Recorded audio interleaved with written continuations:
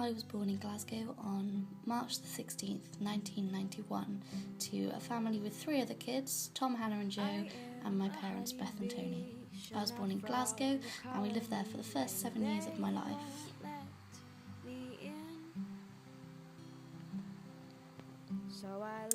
I was very happy in Glasgow. I had a very adorable Scottish accent, and some highlights of school included being a narrator for our school nativity and having a recorder solo of Away in a Manger, playing an evacuee in a school play, and maybe not a highlight, one I've told you before, was wetting myself during the Hail Mary because my teacher wouldn't let me go to the toilet. At the age of 7, we upped and left and moved to Yorkshire. My dad had a new job, so we packed our entire life into our Toyota Previa and drove down to Yorkshire. We spent the first 2 years in Harrogate in a rented house with 3 bedrooms, so I was sharing with my parents for 2 years. I feel very sorry for them. We then moved into a nice house with sheep, which you've all seen before, I think.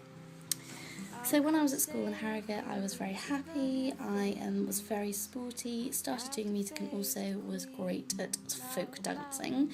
A few years later, a fall up the stairs shortened my sporting career, and I was on crutches for 6 months. But whilst at primary school, I was very happy. I was teased for having big ears, but it never really bothered me. I was very much a tomboy and thought all boys were smelly at the time, which they still are.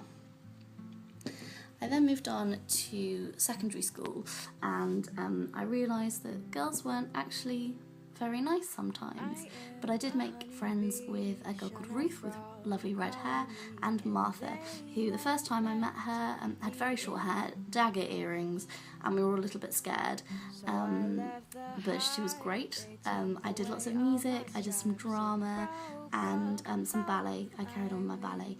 I was never a swot. I found work quite easy and I did quite well, but it wasn't really anything that I focused on much. I never worked very hard throughout school.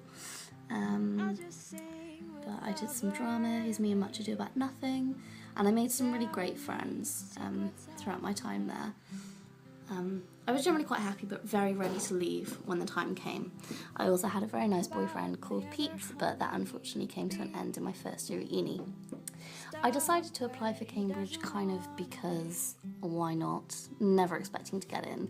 I did get in, I got into Murray Edwards College, and I felt like I never really fit in when I joined. I wasn't particularly academic. I was questioning why I'd chosen music considering I was so poor in comparison to everyone else, and I really kind of took hold of the extracurricular things I could do just so I wouldn't have to spend as much time on academic work.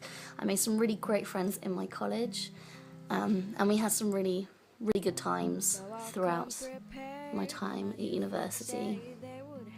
And of course, it was during this time that I met my absolute bestie, Sarah. And she has been incredible. I don't know what I would have done without her during my time at uni. She's amazing and is completely my best friend. So university was full of highs and lows. Academically, I wasn't really enjoying it, and I lost someone very dear to me in my final year at uni, so my grades didn't slip, but I was very unhappy, and I wasn't looking after myself at all. I lost a lot of weight, and just generally was feeling awful. But it was the support of Sarah and also of all my choir friends that helped me get through. It was nice having such a great community who would support me through this.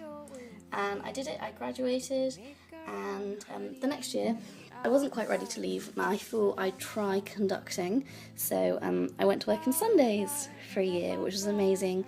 I met some really lovely people, and it was a great experience and really set me up for what I'm doing now.